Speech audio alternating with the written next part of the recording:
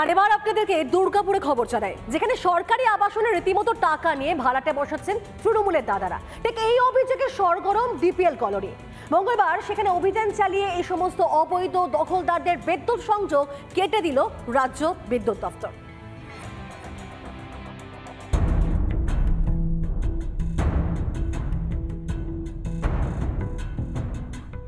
মুখ্যমন্ত্রীর ভৎসনার পরই যেন খুলে গেল প্যান্ডোরার বাক্স। জানা গেল সরকারি আবাসনের টাকা নিয়ে ভাড়াটে বসাচ্ছেন তৃণমূল নেতারা। দুর্গাপুরের সরকারি আবাসনে সেই সব অবৈধ দখলদারদের বিরুদ্ধেই আজ তড়িঘড়ি অভিযান চালালো রাজ্য বিদ্যুৎ দফতর।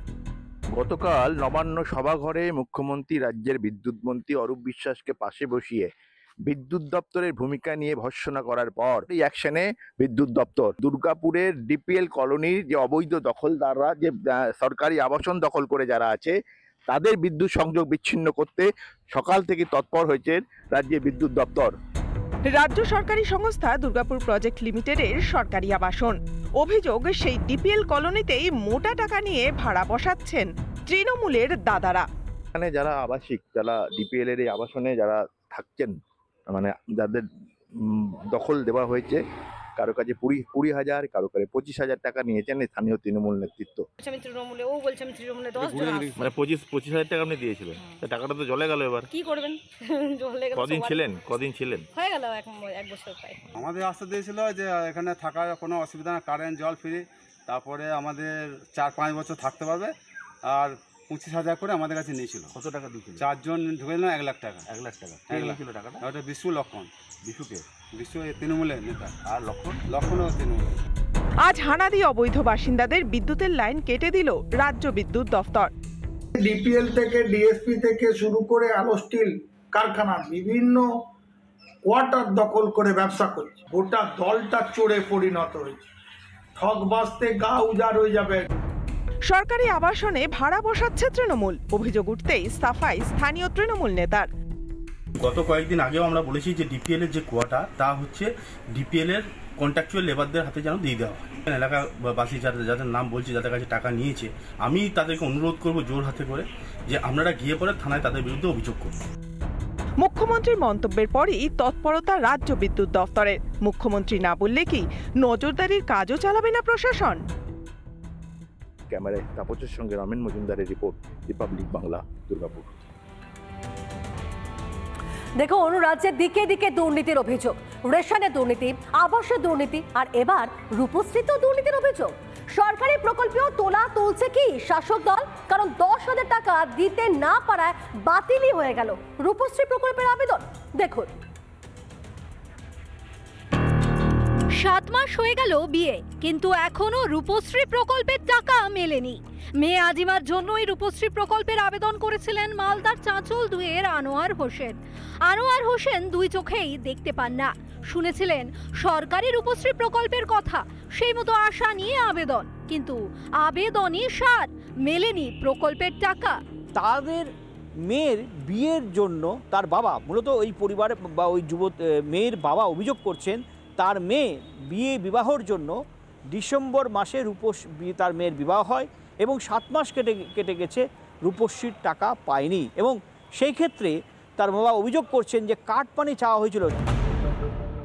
সরকারি নিয়ম মতো আবেদনপত্রের সঙ্গে বিয়ের কার্ডও জমা দেওয়া হয়েছিল, নিয়ম মানা হয়েছিল সব। কিন্তু এসব নিয়মের কথার বাইরে যে আরেকটা নিয়ম আছে তা জানতেন না দৃষ্টিহীন আনোয়ার। তাকে বলা হয়েছিল রূপশ্রী প্রকল্পের টাকা পেতে 10,000 টাকা ঘুষ দিতে হবে। তারপরেও কেন হলো না? কারণ কি? কত টাকা চেয়েছিল? প্রায় 10-এর মতো। কেন এই টাকা কে চেয়েছিল? ব্লক আধিকারিক এবং পঞ্চায়েত 2বার। তো আপনি কি টাকা দিয়েছিলেন? না, টাকা দেয়নি। টাকা না দেওয়ার কারণে কি প্রকল্পের সুবিধা পেলেন না? টাকা না দেওয়ার কারণে প্রকল্প পাইনি। হ্যাঁ, এসেছিল। কি বলছিল তারা? টাকা চেয়েছিল। আপনার সই নিয়েছিল? না, আমার সই নেয়নি। আমি চাইছি যেন আমার টাকা ঢুকে যায়। দিন আনা দিন খাওয়া পরিবারের পক্ষে সম্ভব হয়নি 10,000 টাকা দেওয়া, আর তাই রূপশ্রী প্রকল্পের আবেদন বাতিল হয়ে গিয়েছে। মাঝে মাঝে খোঁজ নিই, তো কয়েকদিন আগে শুনলাম রিজেক্ট হয়েছে, এইটুকু শুনলাম আর কি। আচ্ছা, কেন রিজেক্ট হয়েছে কারণ? আমি শুনলাম ওরা বলছিল নাকি টাকা চেয়েছিল, আমার কাছে তো সেরকম খবর নেই। আমি ওরা বলছিল টাকা পেয়েছে। দেখি কমপ্লেন করেছে, বিডিও সাহেবের সঙ্গে দেখা করবো, সেটা পাইয়ে দেওয়ার ব্যবস্থা করবো, অনুরোধ করবো। এখন চাঁচল 2 নম্বর ব্লক বলে না, সারা রাজ্য জুড়ে এই যে তৃণমূলের যে রূপশ্রী, কন্যাশ্রী, যুবশ্রী যতগুলো শ্রী বেরিয়েছে সবগুলোতেই দুর্নীতি। এবং এই দুর্নীতির সাথে খালি রাজ্য সরকার জড়িত না, প্রশাসনের অধিকাংশ লোক যে এর মধ্যে জড়িত সেগুলোও বোঝা যাচ্ছে। তার জন্য সব জায়গায় বঞ্চিত হয়েছে। আজকে আমাদের চাঁচল 2 নম্বর ব্লকেও একই জিনিস দেখা যাচ্ছে। চাঁচল 2 ব্লকের বিডিওর কাছে লিখিত অভিযোগও জানিয়েছেন আনোয়ার হোসেন। তদন্ত করে দেখার আশ্বাস দিয়েছেন প্রশাসন। রাজ্যের সব প্রকল্পই উঠছে দুর্নীতির অভিযোগ। কাটমানি নেই তো প্রকল্পের সুবিধাও নেই। এমন পরিস্থিতির মধ্যে দিন গুজরান রাজ্যবাসীর।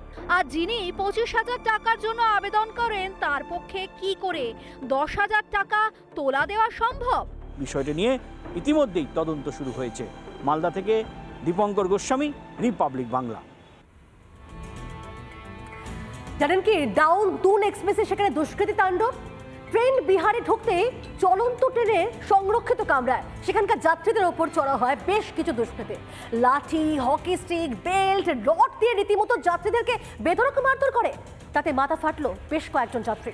আর এখানে প্রশ্ন উঠছে যে অতিরিক্ত টাকা দিয়েও কি সংরক্ষিত টিকিট কেটেও সুরক্ষিত নন যাত্রীরা?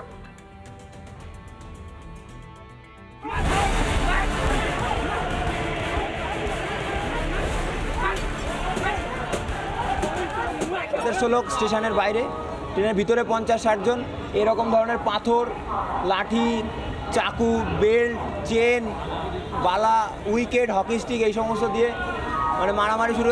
বাইরে 3-4 জন বন্দুক নিয়ে দাঁড়িয়ে ছিল। ট্রেনের রিজার্ভ করা সিটে সফর করবে অন্য যাত্রী, আসন ফাঁকা করতে গেলে জুটবে মার। বিহার, উত্তরপ্রদেশ সহ একাধিক এলাকায় আকছার ঘটছে এই ধরনের ঘটনা। তেমনই একটি ঘটনার সাক্ষী থাকলেন ডাউন দুন এক্সপ্রেসের যাত্রীরা। বিহারের ট্রেন ঢুকতেই যাত্রীদের উপর চড়াও শতাধিক। লাঠি, বেল্ট নিয়ে যাত্রীদের বেধড়ক মারধর, মাথা ফাটলো কয়েকজন যাত্রীর। আমরা টাকা দিয়ে রিজার্ভেশনের সিটের টিকিট কেটেছি। ট্রেন হচ্ছে ওদের সম্পত্তি, ওরা ট্রেনে উঠে যেখানে ইচ্ছা বসবে, ওদের বসতে দিতে হবে। আমরা বসতে দেইনি, সেই জন্য আমাদের মারধর করেছে। ট্রেনের সিট রিজার্ভ করতে লাগে অতিরিক্ত টাকা। অতিরিক্ত টাকা দিয়ে টিকিট কিনেও কেন হামলার শিকার হতে হচ্ছে যাত্রীদের? কেন যাত্রীদের সুরক্ষা দিতে পারছে না রেল? কোথায় রেলের নিরাপত্তা রক্ষীরা? কোয়ারিও করলাম রেলওয়েতে, আমরা রেল মাদাতে আমরা মানে কমপ্লেন রেজিস্টার করলাম আগের থেকেই। কমপ্লেন রেজিস্টার করলাম, কিন্তু সাথে সাথে ওরা কল করলো আর কমপ্লেন ডিসক্লোজ করে দিল, কিন্তু আমাদের কোনো হেল্প আসলো না।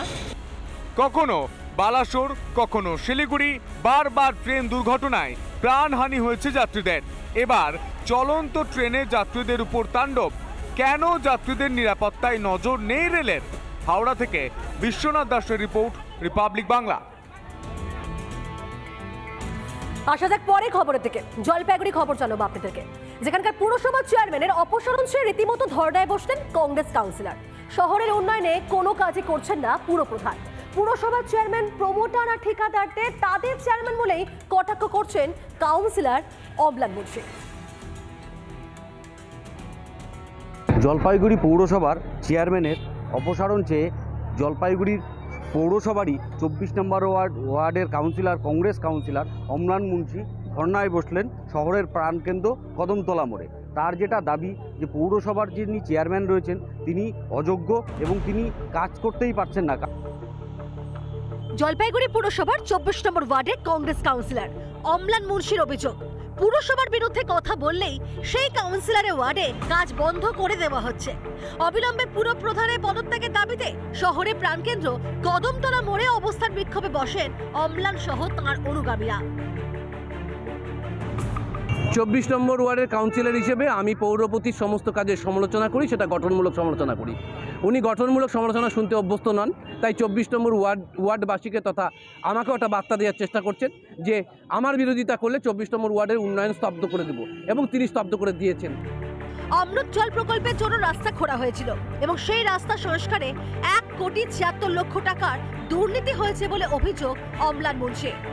তাদের মাধ্যমে রাজ্য সরকারকে এবং জেলা প্রশাসনকে বলি, যদি এই দুর্নীতির উজাগর করতে চান, আপনারা এই দুর্নীতিকে যদি সামনে আনতে চান, তাহলে আপনারা নিরপেক্ষ তদন্ত এজেন্সি বসান, ডিএম ম্যাডামের নেতৃত্বে বসান, অথবা ম্যাজিস্ট্রেটের আন্ডারে আপনারা তদন্ত কমিশন বসান। তার সামনে একটা একটা করে পেপার দিয়ে প্রমাণ করে দিব যে এই জলপাইগুড়ি পৌরসভা একটা দুর্নীতিগ্রস্ত পৌরসভা, যার নেতৃত্ব দিচ্ছেন স্বয়ং পৌরপতি।